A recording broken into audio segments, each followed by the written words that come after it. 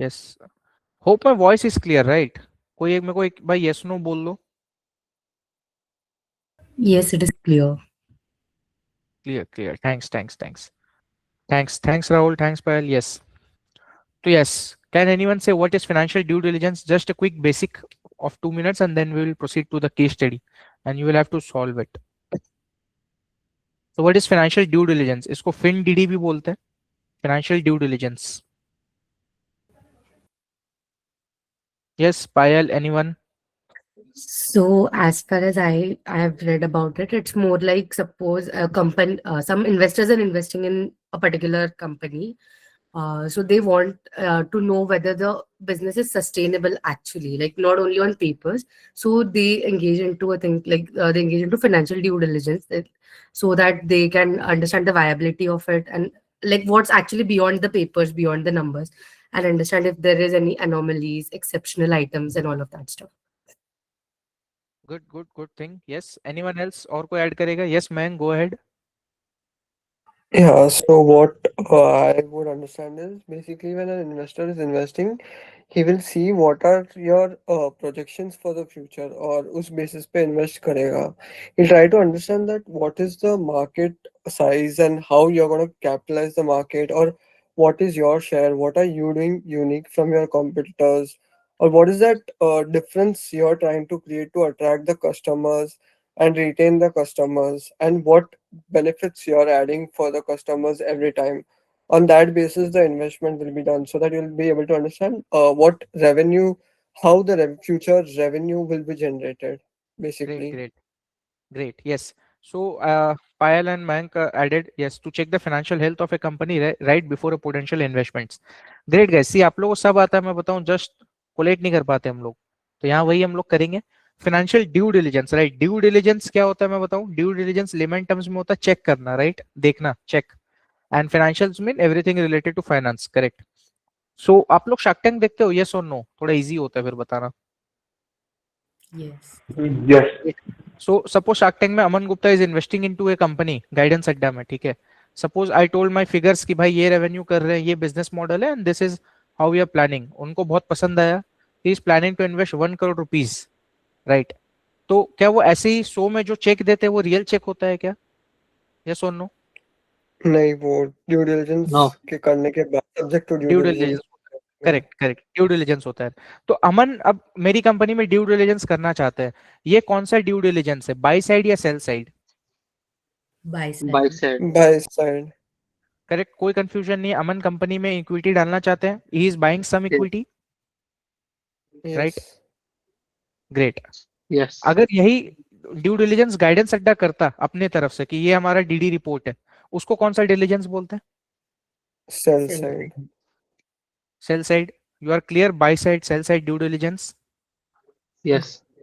तो whenever you are making an investment into any entity, that investments can be substantial. हो सकता है पूरी कंपनी खरीद रहे हैं, हो सकता है 5% खरीद रहे हैं, 10% इक्विटी स्टेक खरीद रहे हैं, राइट? तो एक ड्यू डिलिजेंस होता है, राइट? ड्यू डिलिजेंस सारा तरह का हो सकता है। लीगल ड्यू डिलिजेंस हो सकता है, फाइनेंशियल हो सकता है, नॉन फाइनेंशियल हो सकता है, राइट? आईपी ड्यू डिलिजेंस हो सकता है, मतलब आपके पास अगर कोई आईपी है, पेटेंट, कॉपीराइट, ट्रेडमार्क है, वो आपने जो क्लेम किया वो है कि नहीं है, राइट? आपने बहुत बार शार्क टैंक में सुना होगा अनुपम मित्तल या बाकियों को बोलते हुए कि डीडी में हम ये चेक करेंगे कि whether you have receive this patent और नॉट। यस और नो? यस। Yes. राइट। तो ड्यू डिलिजेंस में क्या होता है ना, फाइनेंशियल्स की अच्छी नॉलेज चाहिए, राइट? एंड फाइनेंशियल्स की अच्छी नॉलेज आती है स्टैट ऑडिट में। तो whenever you are going into a due diligence interview, expect questions on P&L, balance sheet, ratios। बहुत कोर कोर क्वेश्चंस वो पूछ सकते हैं। EBITDA, adjusted EBITDA. एबिटा सबको पता है, everyone knows the full form of EBITDA. Yes. Yes. Yes. Sales, उसके बाद कॉस्ट ऑफ गुड्स सोल्ड आता है, कॉग्स, उसके बाद कुछ ग्रॉस मार्जिन बनता है, कुछ एक्सपेंसेस होते हैं जो डायरेक्टली होते हैं, payroll, payroll and all, business building cost, या फिर अगर कोई आपके वेयर हाउस है तो warehousing cost. Net contribution आता है, कंट्रीब्यूशन के बाद हो सकता है आप कुछ मार्केटिंग डाल दो, मार्केटिंग के बाद आपका एबिटा आता है। इतना क्लियर है? थोड़ा समझ में आ रहा है? Yes no? Yes. Yes, yes. Great. तो this is the whole concept, right? आपने बोला कि गाइडेंस अड्डा का एबिटा है 1 करोड़, निकला 50 लाख, क्या कोई इन्वेस्ट करेगा? नहीं। नहीं करेगा। नहीं. तो around 50-60% deals fails in due diligence in Shark Tank as well, in real life as well. So जो नहीं जानते मेरे को मैं बता दूं, I am CA Kaushik Agarwal, right. First 2 years I have spent into private equity audits and funds audit for the Deloitte and KPMG. Then I switched to a startup, right. यहाँ पे I am doing as a chief of staff, right. So मेरा role जो है business finance का भी है, मेरा role एक डिवीजन को लीड करना भी है, right. So I am doing everything in this current role and I'm enjoying it. This is about myself. Before we start, और कोई question, doubt? Yes, no? ठीक है. So this is a question that is, it's a case study. We will try to find out the answers, right. Answers इसके last में है. ये case study है छोटा सा, and then you have the requirements. ऐसा घबरा मत जाना, ये balance sheet and all very easy. अभी हम लोग नेक्स्ट 30 मिनट्स यही प्लान कर रहे हैं. ये बैलेंस शीट है and these are the requirements, right. ये आपको प्रोवाइड करना है after going this case study. एक बार 2 मिनट के लिए एक बार ये गो थ्रू कर लो क्या क्या चाहिए, फिर हम लोग केस स्टडी को पढ़ेंगे.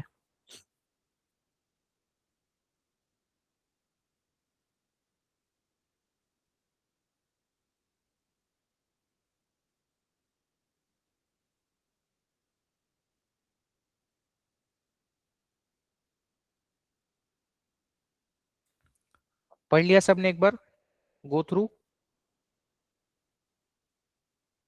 Yes. अभी कोई डाउट्स मत पूछो, पढ़ लिया यस और नो, फिर केस स्टडी करते एक एक करके. वेरी इजी, सुपर इजी है. बिग फोर में ऐसे ही एफडीडी के क्वेश्चंस आते हैं, राइट. फिर हम लोग और डिस्कस कर लेंगे, क्वेरीज एंड में मैं ले लूंगा. I never go and my session without taking your all the queries, तो प्लीज रेस्ट अश्योर्ड. ठीक है, सो लेट्स स्टार्ट. क्वेश्चंस हम देखेंगे केस, इसमें क्या पूछा है, 3-4 चीजें हमसे मांग रहा है. तो ये एक एफडीडी का केस स्टडी है, राइट. कंपनी का ओवरव्यू क्या है, right. I want you guys to study, उसके बाद हम लोग साथ में आई थिंक सॉल्व कर लेंगे. किसी को अगर स्क्रीनशॉट लेना तो स्क्रीनशॉट ले लो. After the session I can share the PDF as well.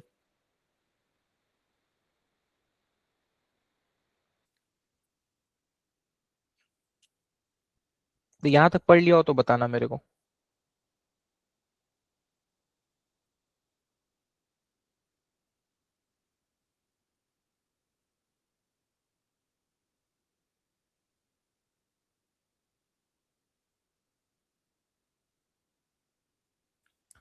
Yes, okay सब. थोड़ा मेरे साथ साथ चलो गाइस, यस या नो, दो ही चीज होता है. Yes. No. Yes. ठीक है, कोई नो भी है. Yep. तो what is this company? This company is ABC private limited. ठीक है, ये इनकॉर्पोरेट हुई थी 1994 में, right. Head office of the company Bombay में है. ये इंडस्ट्रियल प्रोडक्ट्स बनाती है और detergent, glass, paper, pharma, mining की काम करती है, राइट. इसके 3 मैन्युफैक्चरिंग के डिवीजन है. ये बता रहा है कौन सा 3 डिवीजन है. Maharashtra unit 1, Maharashtra unit 2. तो महाराष्ट्र में इसकी 2 बिजनेस है और एक तीसरा गुजरात में. इससे मेरे को क्या पता लग रहा है, कंपनी वेस्ट में है, ईस्ट या नॉर्थ या साउथ में नहीं है. यस और नो, क्लियर है? Yes.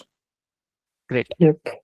अब इसमें डिवीजन वाइज परफॉर्मेंस Yes. दिया हुआ है, कौन सा डिवीजन कैसा कर रहा है. तो ये हमारे दिमाग में सेट हो गया. एक कंपनी है भाई, बॉम्बे में हेड ऑफिस है, डिटर्जेंट, ग्लास वगैरह बनाता है, 3 डिवीजन है. तो इसको हम 3 वेयरहाउस या 3 फैक्ट्री मान सकते हैं. अब आता है डिवीजन ए के बारे में. लिखा है कि इसमें सेल डिक्लाइन हो गया क्योंकि फर्स्ट 2 क्वार्टर्स में लो प्रोडक्शन हुआ था, क्योंकि पानी का वाटर स्कैसिटी था, राइट, ड्रॉट के कारण. ठीक है, इसका Yes. मतलब है कि सेल्स डिक्लाइन हुआ है, मतलब मेरा प्रोडक्शन भी डिक्लाइन हुआ होगा. Yes, due to low production sales है. Yes. डिवीजन ए हो गया महाराष्ट्र यूनिट 1. अब आता है डिवीजन बी और सी. इसके बारे में आप लोग पढ़िए.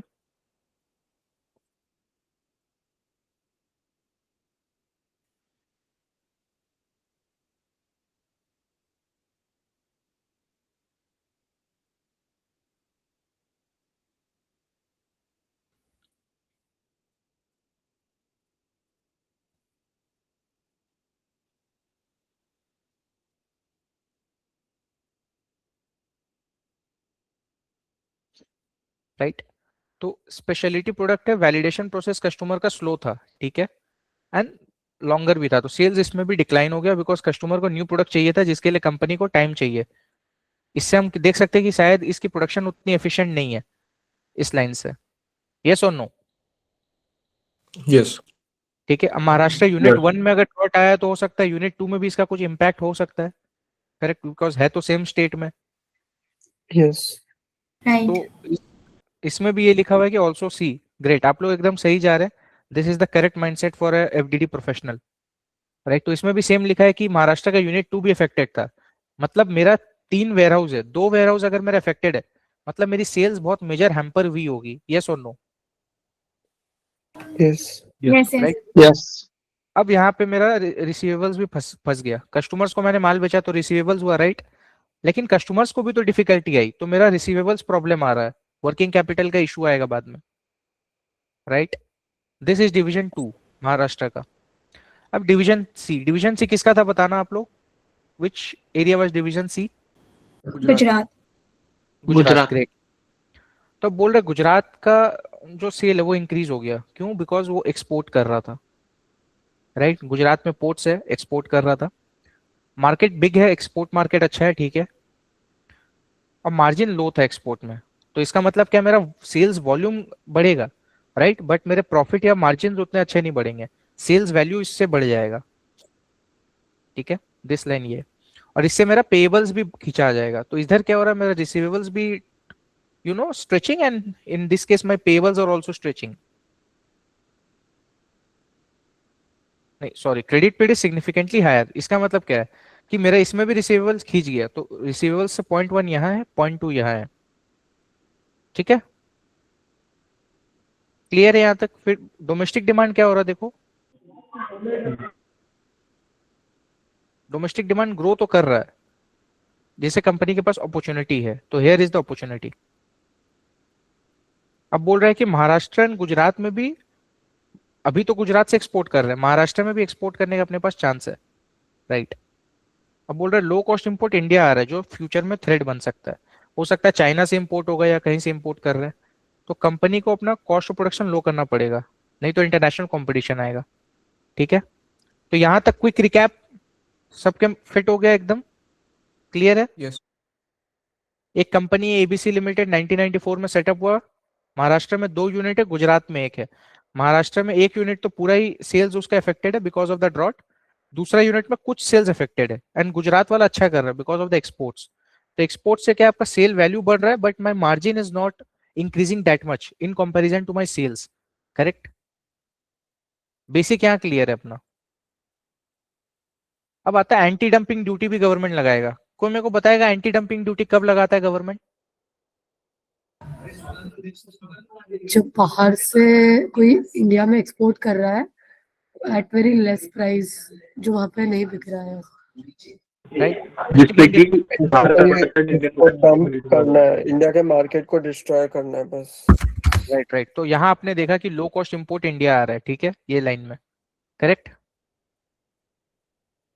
लो कॉस्ट इंपोर्ट इंडिया आएगा तो इंडिया को एक खतरा है डोमेस्टिक इंडस्ट्री खराब होने का, तो यहाँ इंडिया एक एंटी डंपिंग ड्यूटी लगा रहा है। तो बताओ ये बिजनेस के लिए पॉजिटिव सिग्नल है ये चीज या नेगेटिव सिग्नल है? यस और नो? Positive है. पॉजिटिव पॉजिटिव है, पॉजिटिव है, मार्केट कॉम्पिटिटिव रहेगा। पॉजिटिव है।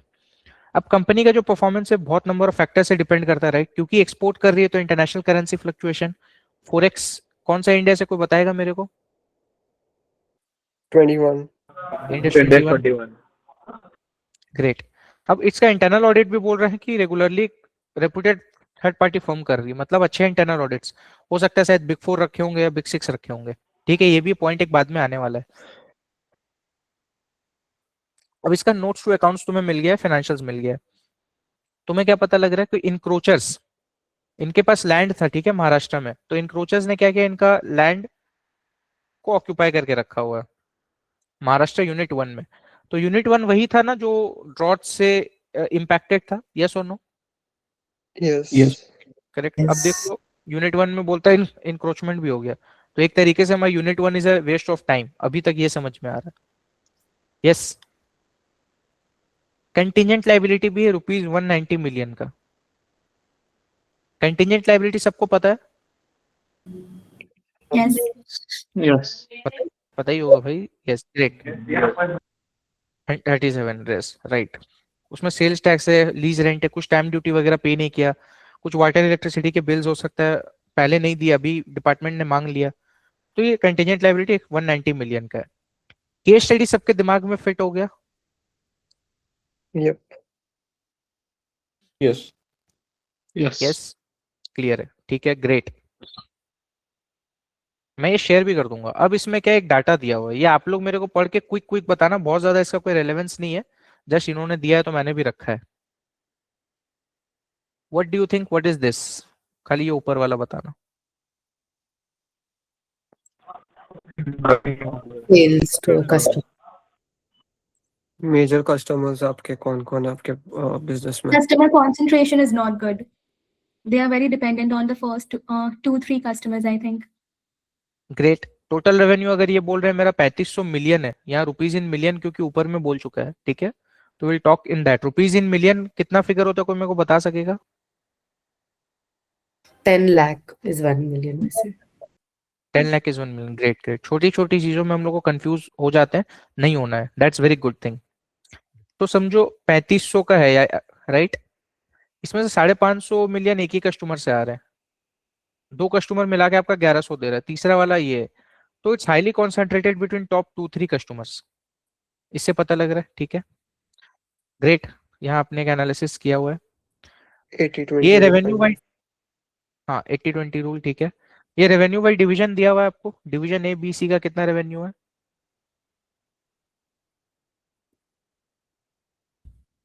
Yes no? Yes. Yes. Division A जैसे बोला था ना कि अफेक्टेड है ड्रॉट से भी एंड देन इंक्रोचमेंट से भी, तो इसका देखो रेवेन्यू कम है, there is a decreasing trend. Division C क्या था, गुजरात का था, एक्सपोर्ट, इंक्रीजिंग ट्रेंड है, ये मेरे को देख के नंबर्स पता लगा, 3 साल के एफएस से है, ठीक है. ये मेरा कॉग्स आ गया. कॉग्स मेरा क्या होता है, कोई भी डायरेक्टली एट्रीब्यूटेबल कॉस्ट जो प्रोडक्ट के साथ मैं ट्रेस कर सकता हूँ, मटेरियल, लेबर, कॉस्ट शीट में भी पड़ा होगा. यस और नो? Yes. कॉस्टिंग आ गई, ठीक है. फिर यहाँ मेरे कुछ एडमिन के एक्सपेंस दिए हुए हैं, salary, rent, travel, legal expense, other expense, ओई जिसको बोलते हैं, ये वो एक्सपेंसेस शीट हो गई.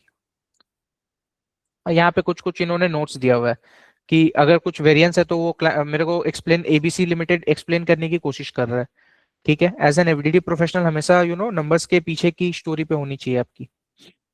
And this is a balance sheet, ठीक है. क्विक बैलेंस शीट है, कोई प्रॉब्लम नहीं है. I think everyone knows this format, पता है सबको. Yes. सिंपल. करंट एसेट है, नॉन करंट एसेट दिया हुआ है, tangible, intangible, deferred tax and long term loans है. करंट लायबिलिटी भी सिंपल है, मेरा बोरिंग्स वगैरह दिया हुआ है, शेयर होल्डर्स फंड दिया हुआ है, ठीक है. Asset liability total match, fine. अब ये मेरा इनकम स्टेटमेंट दिया हुआ है. आई थिंक हमें पीएनएल देखने की आदत है, तो हमने बहुत लोगों ने ये चीज नहीं देखा होगा, तो I want you to have a look through. कोई भी बिजनेस फाइनेंस रोल में जाना चाह रहे हैं, पूरा बिजनेस फाइनेंस यही है, पूरा एफपीएनए भी यही है कंपनी में, राइट. जैसा मैंने आपको बताया, रेवेन्यू होता है, उसके बाद कुछ कॉग्स आता है, ग्रॉस मार्जिन निकलता है, उसके बाद कुछ खर्चे आ जाते हैं, एबिटा निकलता है. आप इसको बीच में कंट्रीब्यूशन भी ऐड कर सकते हो. Format is flexible, right. आपने शार्क टैंक में सुना होगा कि हम कंट्रीब्यूशन 1 में पॉजिटिव है, कंट्रीब्यूशन 2 में नेगेटिव है, ऐसा वर्ड आपने सुना है क्या किसी ने? Yes. तो ग्रॉस मार्जिन से एबिटा, इसका कोई फिक्स फॉर्मेट नहीं है. रेवेन्यू से ग्रॉस मार्जिन का यही फॉर्मेट है. ग्रॉस मार्जिन से EBITDA company to company depend करती है. जैसे हमारी कंपनी में हम क्या करते हैं, ग्रॉस मार्जिन के बाद मेरी फार्मास्यूटिकल इंडस्ट्री है स्टार्टअप की, तो we are the e pharmacy, right. तो ग्रॉस मार्जिन निकालने के बाद जो मेरा एक्सपेंसेस है, सैलरी, रेंट एंड ऑल, वो हम यहाँ पे दिखा देते हैं. Then we bring the contribution. उसके बाद हमारा मार्केटिंग स्पेंड आता है, राइट, या टेक का कॉस्ट आता है, टेक्नोलॉजी कॉस्ट. उसके बाद हमारा एबिटा आता है. एबिटा के बाद what is EBITDA? Earning before interest, tax, depreciation, amortisation. तो इसमें जनरली लोगों का डेप्रिसिएशन होता है, टैक्स होता है, इनकम होता है. नेट इनकम परसेंटेज आ गया. ये किसी को समझ में आया अभी तक? Yes. Yes. Yes. Yes. Yes. Clear है? अगर मैं बोलूंगा कि what is the gross margin percentage, suppose I am Aman Gupta and I am asking you the question, मेरे को इन्वेस्ट करना है आप में, मैं ABC लिमिटेड, आप you are representing ABC and I am asking you कि what is your gross margin percentage for FY18? Answer क्या होगा? 41. What is your EBITDA 40. For FY19? 15. 50. Great, great, great, 15. great. You are understanding the right concepts. Good, good, good. अरे आप लोग सब होशियार है, मैं आपको बोला ना, वेरी इजी है, कुछ नहीं है। अब ये एसेट्स का ब्रेकअप दिया हुआ है, ठीक है, ऊपर हमारे एसेट्स था, उसी का ये ब्रेकअप है कि टेंजेबल में क्या क्या आ रहा है, इंटेंजेबल में क्या आ रहा है, अदर करंट लायबिलिटी क्या आ रहा है, ट्रेड पेबल क्या आ रहा है। करेक्ट है? तो क्वेश्चन दिमाग में फिट है। अब ये वाला लाइन एक बार फिर से पढ़ो कि क्या अपने को चाहिए, what they are asking us.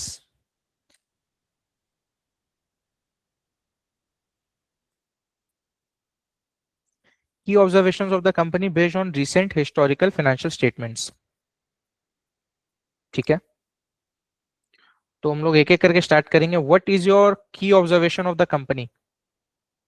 I think आपने It फाइनेंशियल्स is बहुत dependent on certain customers, मतलब वही 80-20 वाला एक तो वो हो सकता है।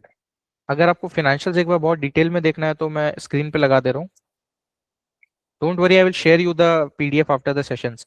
ये डाटा पैकेट में मैंने ऑलरेडी दिया हुआ है आरएम बैच के स्टूडेंट्स को, राइट? तो एक बार just you can go through the balance sheet, ठीक है? Good, let's answer the first question. बताओ, आप लोग को बताना, मैं जस्ट सुनूंगा। Analysis and key observations of the company based on recent historical financial statements. The The company is revenue is coming from certain customers, like the revenue is not split between all the customers. मतलब अपन कुछ मतलब वो customer गए तो kind of business would be impacted highly because it's like that 80-20 rule which I told, the Pareto analysis kind of thing. One would be that. Great. And the Yes. second, sorry, the Yes. second would be the turnover. Like we are giving a lot of credit period due to which our money is getting blocked in the working capital. तो working capital में भी issue आएगा. Great. And provision for expenses एकदम से 19 में बढ़ गए हैं। जैसे पहले 200 थे, फिर 470 हो गए। तो क्या रीजन है Great. उसके Provision लिए? for expenses बढ़ गए हैं, provisioning बढ़ गए हैं। Great. और हम लोग का डिपेंडेंस एक डिवीजन पे ज्यादा, डिवीजन बी पे स्टेटमेंट, मतलब अगर कुछ फॉल्टर होता है डिवीजन 2 में या बी में तो बहुत इम्पैक्ट होगा बिजनेस में। ठीक है, too much warehouse, too much dependent on one warehouse, ठीक है। वर्षा is telling sales, tool sales एक नॉन रिकरिंग आइटम तो बार बार रेकर नहीं होगा। Correct, great, yes. I think Sales contingent decline liabilities होगी. is a big red flag. We have contingent to see liabilities, yeah, it's a big red flag. हम लोग को देखना होगा कि current assets है या नहीं है, sufficient to offset those. Great, yes correct, 100% correct. Contingent liabilities एक इन्वेस्टर के लिए रेड फ्लैग होता है। Great, Because of the great. droughts, we were not able to utilize the capacity to the full, जिसकी वजह से production कम हुआ तो sales ग्रेट, कम हुआ होगा.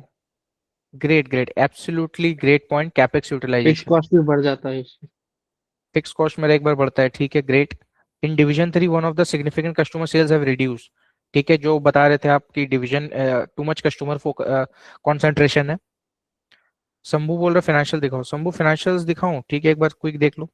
आप लोग एकदम सही बोल रहे हो, no one is wrong. See, this proves ना कि हम लोग एफडीडी कर सकते हैं। ये बिग फोर में डेलॉयट का केस स्टडी है रिसेंट। मैं आपको 2-3 एफडीडी के केस स्टडी और दिखा दूंगा, आपको चाहिए तो मैं दे भी दूंगा, राइट? एंड सब स्टार्टअप्स या बिग फोर वगैरह के जो पूछते हैं practical. Now the time has gone that interview सिर्फ क्वेश्चंस पे होगा, प्रैक्टिकल वो सॉल्व करवाते हैं ये सब। तो दिस इज एन फाइनेंशियल, जिसको स्क्रीनशॉट लेना ले लो। Great, everyone is right, question 1 is solve. अब हम लोग देख लेते हैं कि इसका प्रोबेबल आंसर क्या है, राइट?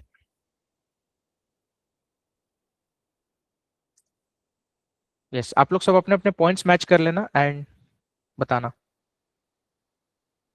एक पॉइंट जो किसी ने नहीं बोला कि वो 4 चीजें कर रही है कंपनी, क्या क्या? 2-3 चीज किसी किसी को याद है? मेन बिजनेस, डिटर्जेंट, ग्लास, कोई रिलेटेड और भी प्रोडक्ट्स। Great, yes. किसी और को याद है ये चीज? यस, कंपनी का मेन बिजनेस बताओ भाई। किसी और को याद है? Do anyone remember?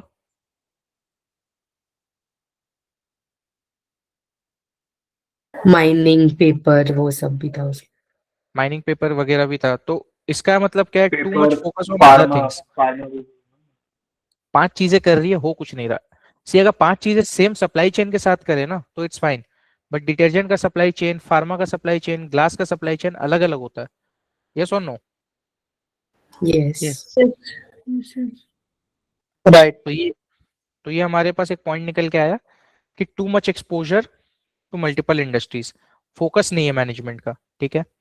Revenue volatility सबने बोला, करेक्ट। टेम्पररी ऑपरेशनल दिक्कत हुआ, चाहे वो ड्रॉट के कारण हुआ या वैलिडेशन डिलेज हुआ।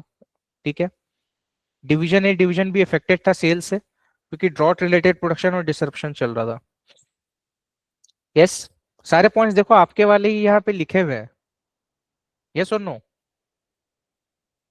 आपने एक्सपोर्ट में यस। देखा था कि मैंने बोला था एक्सपोर्ट में वॉल्यूम वैल्यू आपका सेल्स वैल्यू बढ़ेगा, मार्जिन लो रहेगा बिजनेस में।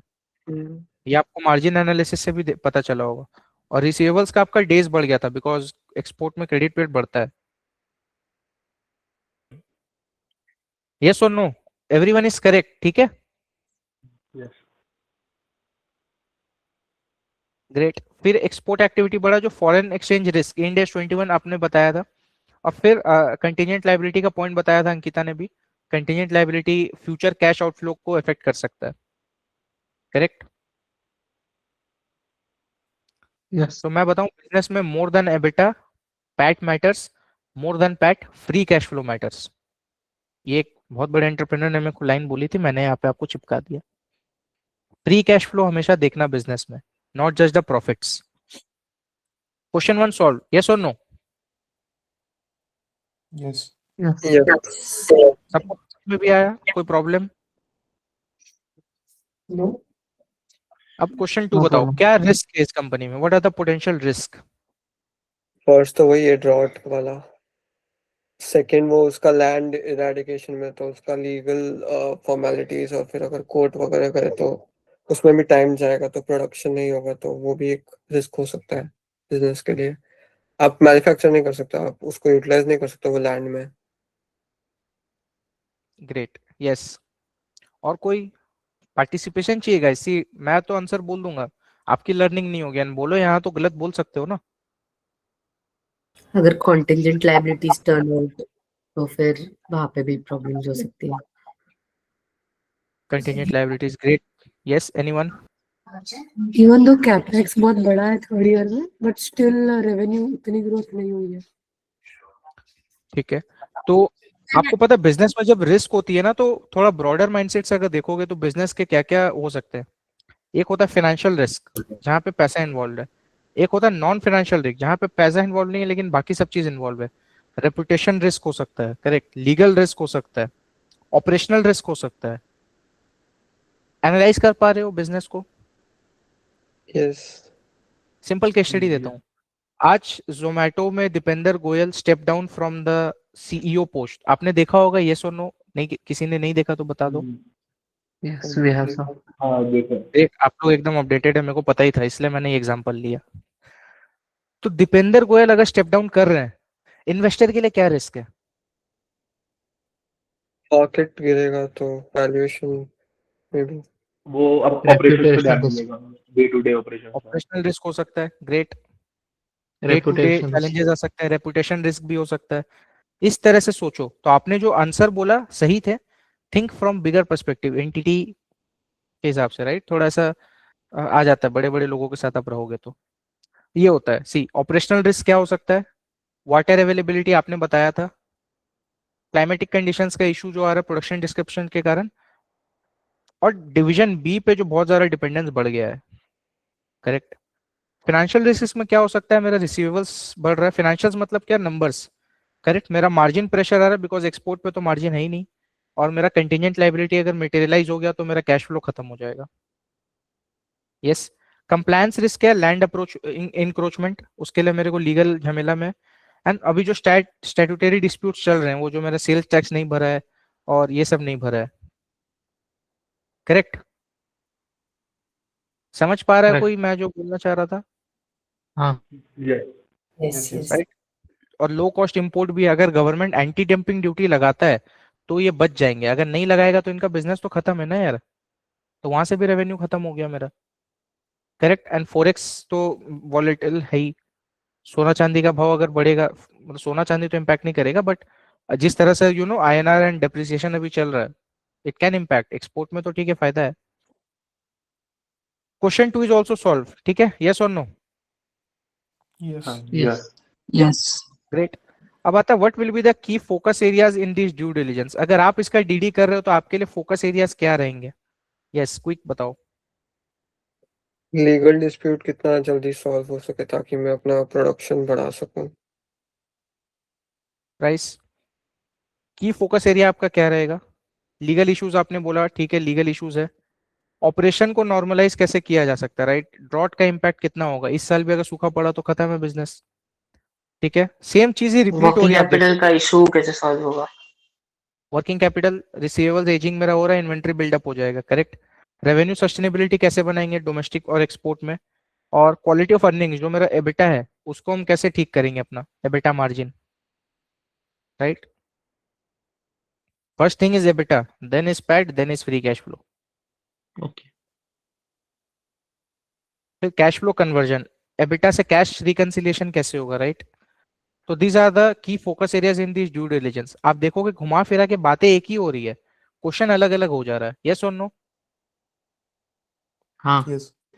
Yes. Yes. ग्रेट। अब आता है कि तुम ये क्वेश्चन आपको पता लग जाएगा which is the type of due diligence. बताओ क्या ड्यू डिलिजेंस है? This is a buy side due diligence और sell side due diligence? Sell side.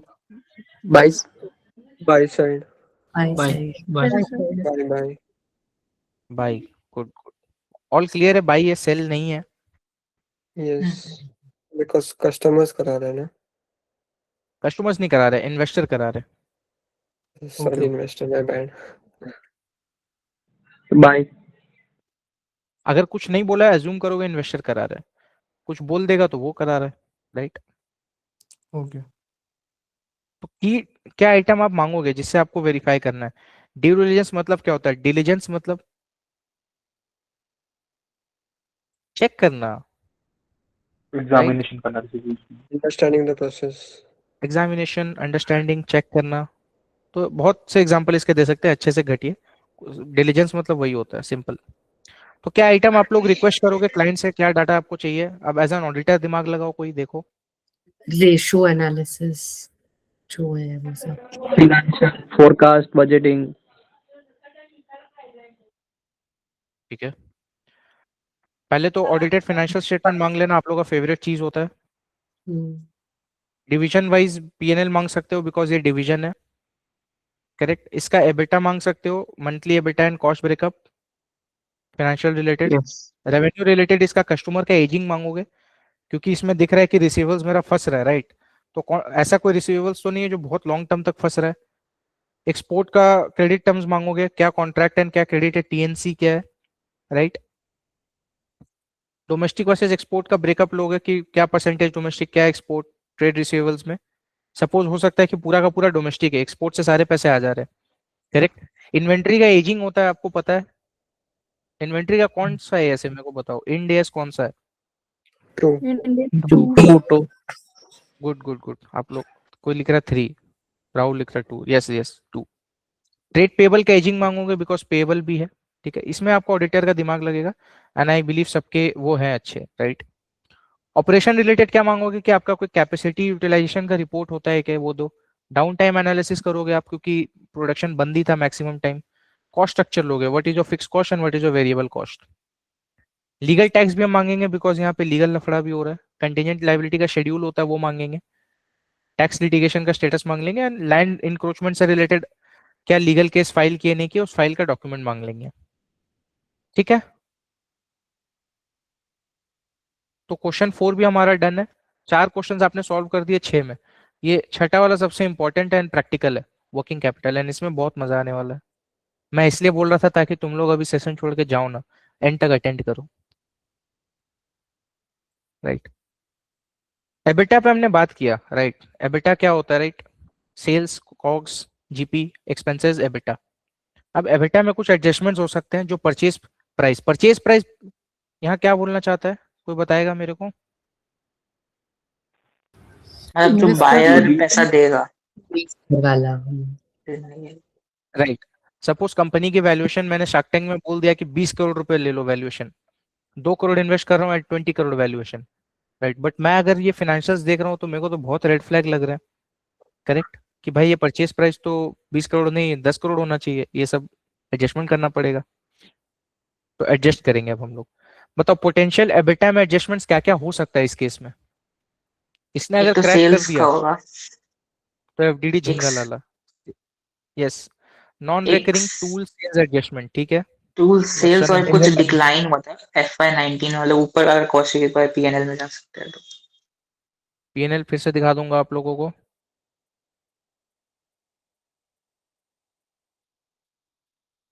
Trend देख लो ये, ठीक है। हाँ, ऊपर यहाँ पे same. Customers.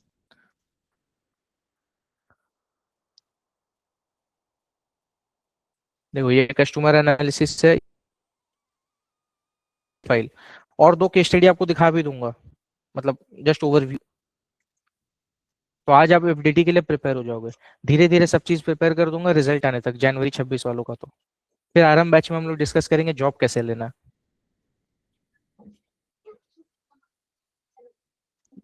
Sales decline correct हुआ है, है, वो ठीक है। उसको भी कंसिडर करना। वो कस्टमर 3 का जो सेल डिक्लाइन हुआ है उस हिसाब से। अब बताओ एबिटा में एडजस्टमेंट क्या क्या करोगे करेक्ट एबिटा निकालने के लिए? वो ये था हाँ ना ये रहा, इंश्योरेंस वाला, वो चेंज करेंगे। रेकर नहीं हुआ वो। इंश्योरेंस वाला चेंज करा, ठीक है। तो शटडाउन कॉस्ट वन टाइम है वो ले सकते हो, एडबैक करना पड़ेगा, बिकॉज अगर शटडाउन होता है तो एबिटा मेरा हिलता है, करेक्ट। कोई अगर नॉर्मल कॉस्ट हो रहा है इसमें करना पड़ेगा। लीगल प्रोफेशनल फीस जो हो रहा है वो एड बैक करना पड़ेगा, करेक्ट। कोई एक्सेस प्रोविजन लिया अगर डाउटफुल डेब्ट्स का रिकवरेबल का, तो मेरे को करना पड़ेगा। अब एबिटा और माइनस क्या करना पड़ेगा? एबिटा और एबिटा निकालूंगा। अनसस्टेनेबल एक्सपोर्ट मार्जिन मैं माइनस करना चाहूंगा, करेक्ट, बिकॉज वो अनसस्टेनेबल है, होगा नहीं फ्यूचर में। कस्टमर को जो डिस्काउंट दे रहे हो उसको मैं माइनस करना चाहूंगा, राइट। कोई अगर मेरा फॉरेक्स गेन है, फॉरेक्स गेन होता है मतलब वन टाइम एक्सपेंसेस है, तो इसको ऐसे समझो कोई भी चीज जो वन टाइम ऑकरेंस हो सकती है, वेदर इट इज गुड और बैड, राइट। अब वन टाइम ऑकरेंस में गुड इसमें क्या था? एक्सपोर्ट, फॉरेन एक्सचेंज हेजिंग में मेरे को प्रॉफिट हो सकता है, करेक्ट। कोई मेरे को सप्लाई डिस्काउंट मिल गया वन टाइम जिसके कारण मेरा प्रोडक्ट कॉस्ट कम आ Yes. गया। एंटी डंपिंग ड्यूटी गवर्नमेंट का आने से मेरा एक्सपोर्ट सेल बढ़ जाएगा, करेक्ट। अब इसमें नेगेटिव्स क्या हो सकता है जो मेरे को एबिटा से Yes. ठीक करना पड़ेगा? आपका कोई जो मेरा कॉस्ट है, शटडाउन कॉस्ट वगैरह हो गया, ठीक है। लीगल प्रोफेशनल फीस है। वैल्यूएशन पर्पस के लिए we always arrive at adjusted EBITDA, right. ये वर्ड आपने अगर कहीं नहीं सुना तो सुन लो। एफडीडी प्रोफेशनल पूरे दिन भर इसी पे काम करते हैं, एडजस्टेड एबिटा, करेक्ट, ग्रेट। अब आता है फाइनल, वर्किंग कैपिटल कैलकुलेट करना है आपको। सबको आता है working capital formula? Yes, no, Yep. Current including assets any minus normalisation, ये वाला line. Current assets minus great great great great great. What is reverse working capital?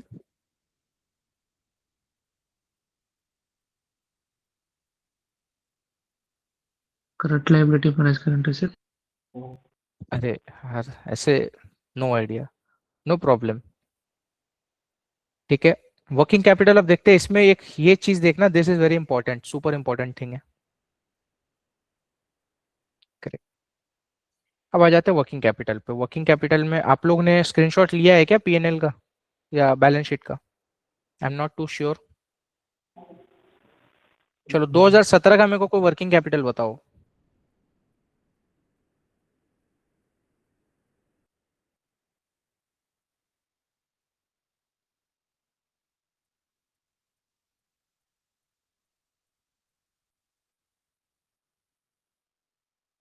Yes Neha, add less कर लो सब। 2017 का मेरे को वर्किंग कैपिटल 510। बताओ।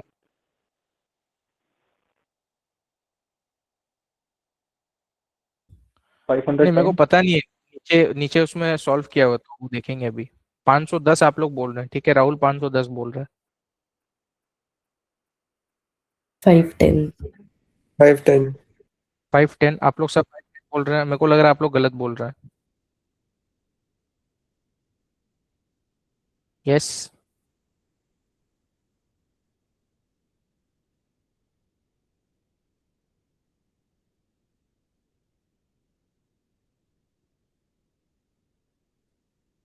500 ठीक है, चलो देख लेते हैं।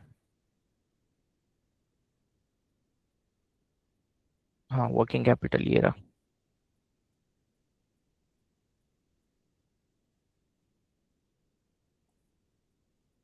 Yes, formula is clear. इसमें working capital current asset minus current liability होते हैं, बट करंट एसेट में क्या क्या लेंगे? टीआर लेंगे, इन्वेंट्री लेंगे, अदर करंट एसेट्स लेंगे, ट्रेड पेपर माइनस करेंगे, अदर करंट लाइबिलिटी माइनस कर देंगे, ठीक है।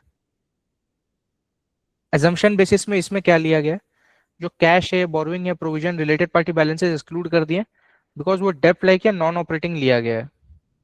करेक्ट। याद रखना, इसमें इन्वेस्टर वही लेगा जो उसको अच्छा लगता है। इसमें ऐसा बहुत कोई करेक्ट फॉर्मूला या रॉन्ग फॉर्मूला नहीं होता। तो this is N assumption based question. इसमें अगर आप एजम्पशन चेंज करोगे, आपका वर्किंग कैपिटल चेंज आ जाएगा। इट्स फाइन, बट आपको जस्टिफाई करना पड़ेगा उस चीज को, इंटरव्यूअर को। करेक्ट। तो इसमें इन्होंने क्या लिया? Trade receivables. यस, प्रैक्टिकल चीज है।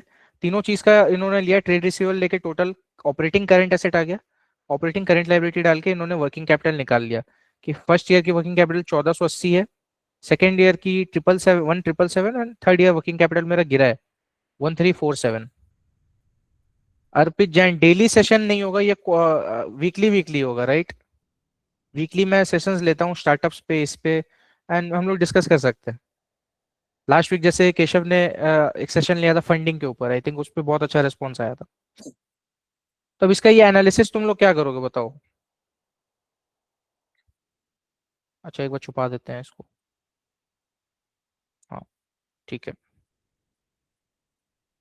तो वर्किंग कैपिटल क्या इंक्रीज हुआ है इससे, एंड देन डिक्रीज हुआ है, करेक्ट? तो what do you think, because वो क्यों हुआ है ये? वो रिसीवेबल्स में पैसा ब्लॉक था ना, तो उसकी वजह से आपका पैसा ब्लॉक हो गया बिजनेस में।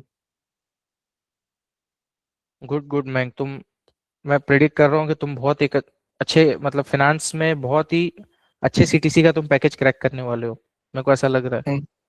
Thank you so much. Poster डालूंगा मैं तुम्हारा लिंक्डइन में, you know, marketing. Yes, jokes apart, कोई और बताओ? Yes, add your points guys. Working capital simple चीज है, ठीक है। तो पहला तो स्पाइक आया है मेरा, क्यों आया? हाई रिसीवेबल्स के लिए और इन्वेंट्री बिल्डअप हुआ है। तो ये आप देख सकते हो, रिसीवेबल्स बढ़ा है इसमें से, और इन्वेंट्री भी मेरा लगभग बढ़ गया है। मोर और लेस ये थोड़ा सा कम हुआ है, बट ये इन्वेंट्री से ऑफसेट हो गया है। ट्रेड पेबल थोड़ा सा बढ़ा है, but in comparison to receivables बहुत ज्यादा नहीं बढ़ा है, ठीक है, इट्स फाइन। अब शॉर्ट टर्म लॉन्स सीधा डबल हो गए। यस, अब 19 का, 19 में जो ड्रॉप आया है किस लिए? इन्वेंट्री आपने बिल्डअप कम किया है। नंबर्स पे देख लो गाइस, ठीक है। रेशियो क्या होता है? कोई भी numerator by denominator, consequent by consequent, ठीक है। इन्वेंट्री रिडक्शन हुआ, बेटर पेबल पोजीशंस हो रहा है। तो बट रिसीवेबल जो है आपका स्ट्रक्चरली हाई है, करेक्ट।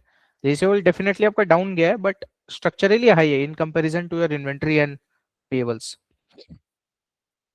तो this is normal working capital जो आप लोग करते हैं। अब आप लोगों को निकालना है, इस क्वेश्चन में मैंने आप लोग को एक चीज बताया था, second point, focus on this thing. अब हम क्या करेंगे, किसी को कोई आइडिया है? एंड यहाँ पे 99% कैंडिडेट्स रिजेक्ट हो रहे हैं इस केस स्टडी में, जो मेरे को डिलॉयट की पार्टनर ने बताया।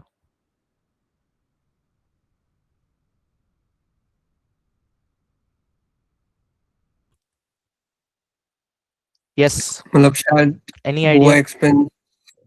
एक्सपेंस ऐड करेंगे जो नॉर्मली बिजनेस में नहीं होते हैं, मे बी। ग्रेट। मतलब वन टाइम इन्वेस्टर के kind point of. Of, great, investor के पॉइंट ऑफ व्यू से सोचो, तुम इन्वेस्टर को सीए का काम क्या होता है? जो उसको पैसा देगा सीए उसके लिए बोलेगा। इस केस में इन्वेस्टर ने आपको पैसा दिया है। Yes Rahul, great. आपका मोटिव क्या रहेगा? वैल्यूएशन को कम से कम करना। कंपनी का मोटिव रहेगा वैल्यूएशन को ज्यादा से ज्यादा बढ़ाना। You are in the between, right? तो अब इसमें वर्किंग कैपिटल को एडजस्ट करेंगे। क्यों एडजस्ट करेंगे? Because there are abnormal events company के एंड पे। Yes yes yes, receivable payables का एडजस्ट, करेक्ट। तो आप लोग उस 99% स्टूडेंट में से नहीं हो जो रिजेक्ट हो जाओगे। अब you are that 1% student. Quickly इसको देख लेते हैं, राइट? नॉर्मलाइजेशन क्यों चाहिए? बिकॉज इन्फ्लेटेड नंबर्स है, ड्रॉट का इम्पैक्ट नहीं है, सप्लायर वगैरह का इशू चल रहा था, ऑपरेशन स्टेडी नहीं है, राइट? ऑपरेशंस में दिक्कत थी। अब इसमें दो मेथड होता है, एक होता है नॉर्मलाइजेशन मेथड, एक होता है आपका क्लोज वर्किंग कैपिटल एडजस्टमेंट्स। ठीक है, तो नॉर्मलाइजेशन मेथड में आपने क्या चूज किया है? FY18 आपका एबनॉर्मल ईयर कौन सा था? ये था। FY17 एंड FY19 आपका स्टेबल था, तो एवरेज कर दोगे इसका। ठीक है, दिस एवरेज बिकम्स 14 मिलियन। ठीक है,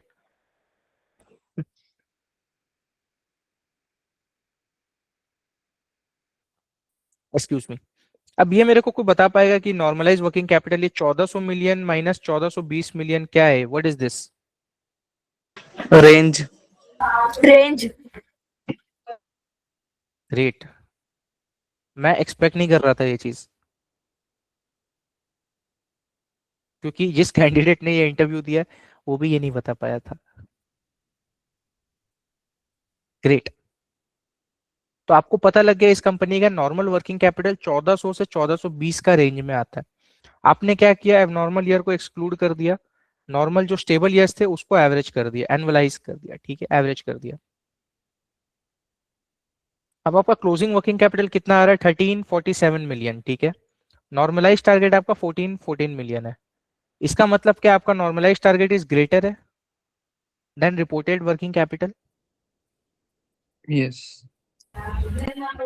यस, तो कम मेरा है। जो क्लोजिंग वर्किंग कैपिटल है, राइट, इसको ऑपोजिट अगर पढ़ोगे जो यहाँ लिखा हुआ है, टच होना चाहिए। Great, great Sneha, right. तो 65 मिलियन मेरा लोअर है देन नॉर्मलाइज लेवल। इसका मतलब मेरा वर्किंग कैपिटल शॉर्टफॉल है। समझे? वर्किंग कैपिटल होना कितना चाहिए था? Minimum working capital, minimum 1400 million होना चाहिए मिनिमम। इसको ऐसे समझो कि मैंने 3 साल का वर्किंग कैपिटल निकाला, उसमें से 1 साल मैं बोलता हूँ बहुत एबनॉर्मल इवेंट्स है, नहीं कर सकते, ठीक है, हटाओ। 2 साल को मैंने एवरेज ले लिया। ठीक है, नॉर्मली मेरे बिजनेस में इतना वर्किंग कैपिटल होता है 1400 मिलियन। अब उससे ज्यादा या उससे कम हो सकता है, उसके रीजंस होंगे। करेक्ट, ज्यादा होगा तो मतलब खराब हो रहा है, कम हो रहा है तो मतलब किस लिए कम हो रहा है, अच्छा हो रहा है, ऐसा जरूरी नहीं है। बायर टिपिकली क्या करेगा? परचेज कंसिडरेशन को घटाएगा इससे, या तो बोलेगा कि अपना गैप को फंड करो, जो गैप है ये मैं फंड नहीं करूंगा। करेक्ट, बिकॉज गैप सिग्निफिकेंट है, $65 मिलियन का गैप है वर्किंग कैपिटल में, not million dollar, million rupees. Correct, working capital shortfall है, दिस इज द थिंग।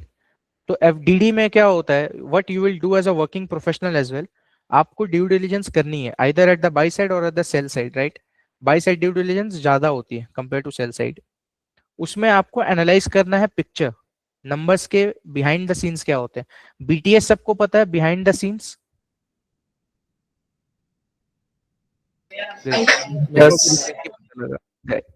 मेरे को भी रिसेंटली पता लगा बीटीएस का full form behind the scenes होता है। Yes, jokes apart. तो this was your overall thing and this is the main thing. ये जो फिफ्थ क्वेश्चन है यहाँ पे लोग अटक जाते हैं, नहीं बोल पाते। तो is this case study clear to you ABC private limited का? Yes. Yes, sir. कोई कोई मेरे Yes. को एक शॉर्ट समरी बता सकता है 60 सेकेंड्स के अंदर, what was the whole case in this?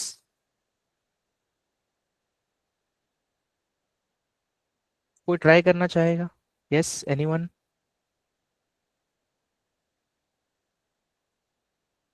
मतलब ये क्या हुआ, केस का एनालिसिस बेसिकली या फिर क्वेश्चंस का? पूरा हैकाथॉन का मेरे को कोई एक समरी देना चाहेगा कोई? कौन है वो जानेबाज? जिसमें है हिम्मत? बताओ भाई, आप लोग पूरे सेशंस में थे। ट्राई कर सकते हैं मतलब। ट्राई करना है इसमें, और तुम्हें यहाँ कोई देख नहीं रहा है, बताओ।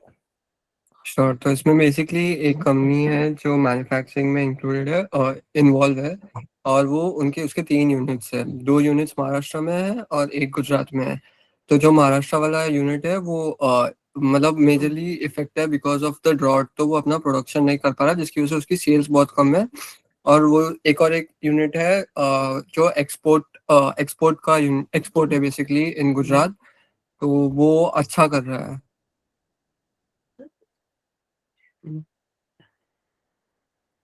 ग्रेट। कोई और ट्राई करना चाहेगा?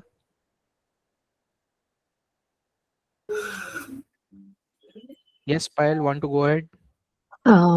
सो जो यूनिट मतलब गुजरात वाला यूनिट है, इट इज ग्रोइंग अभी, बट कंपैरेटिवली मतलब जो यूनिट 1 है वो बहुत ज्यादा अफेक्टेड है। तो फिर ड्यू डिलिजेंस में भी अपन को ये पता लगता है कि मतलब डिपेंडेंसी भी है उनकी बहुत सारे कुछ स्पेसिफिक कस्टमर्स पे, जो इम्पैक्ट भी कर रहा है। जैसे कि एक स्पेसिफिक एरिया में अभी 2019 में वो डिपेंडेंसी का इम्पैक्ट दिख रहा था, क्योंकि एक सिग्निफिकेंट डिक्रीज हुआ था कस्टमर का।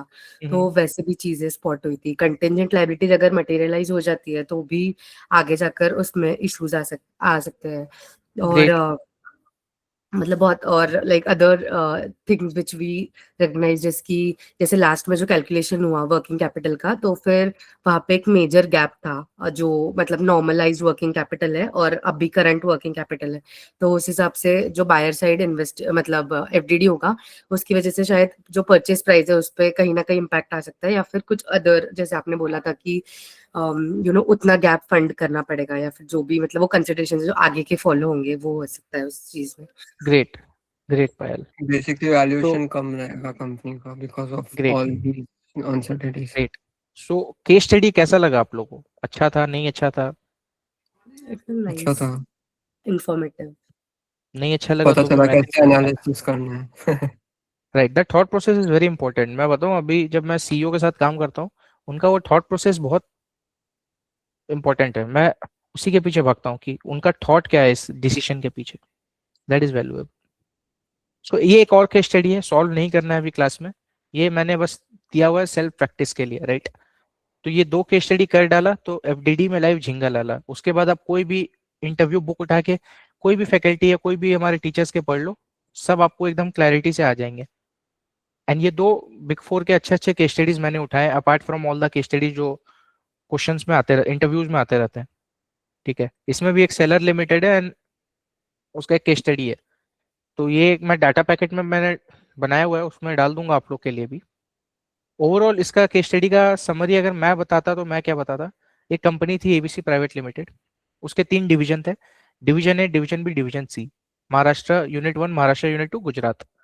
Company was involved in multiple businesses like detergents, glass, pharma, and others. Division A, Division B was affected from drought, and due to this, sales were declining. Division C was in Gujarat, so it was exporting. Sales were definitely increasing in terms of value, but margins pressure was there due to export.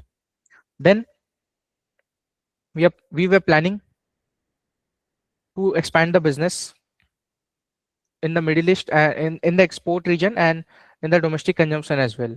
We thought government will be providing anti-dumping duties and there will be some support. We got the balance sheet P&L numbers and we got to know various things. Few things which I would like to summarize. Revenue is very concentrated between top 4-5 customers. Receivable is stretching due to my long receivable days in export and in domestic as well. My payables are also increasing, correct? And there is a contingent liability. Apart from that, there are few other red flags. For example, there is a land which is encroached. Land encroachment issues are there. So we solved about this case study. Kind of ये ऐसा मैं summary बोलता है, overall perspective. Correct? समझ में आया like कैसे आप लोगों को बोलना है अगर कोई आपसे पूछे? Yes. Great. Yes, So एक ये ग्रेट ये एक केस स्टडी और है, आप लोग प्रैक्टिस करना, सेल्फ है एक्सेल में। एक और एफपीएनए का केस स्टडी है जो इंडिया मार्ट ने पूछा था, रियल एस्टेट के ऊपर है. India Mart, I guess you know the company's name, yes और नो? इंडिया मार्ट का नाम सुना है किसी ने? Yes, yes. तो उसने ये रियल एस्टेट केस स्टडी पूछा था. It was about cash outflow, cash inflow, financial modelling and FPNA का मिक्सअप था. तो ये भी यू कैन डू, सेल्फ है. आई थिंक यस, मैंने इसको सॉल्व कर दिया था. एजम्पशन बेस्ड क्वेश्चंस होते हैं, answers can change, but you have to you know अपने एजम्पशंस को जस्टिफाई करना है. पेमेंट शेड्यूल एंड ऑल बनाना था. सो क्या होता है, कोई भी बुक्स नॉलेज, आप लोग जो बोलते हो ना आर्टिकलशिप में मैंने ये नहीं सीखा, वो नहीं सीखा, वो मत बोलो. Focus on real learnings, knowledge आ जाएगी आपको. ठीक है, तो मेरा सेशन ऑफिशियली जो एफडीडी का है, that was it. Now I am available for any doubts that you may have.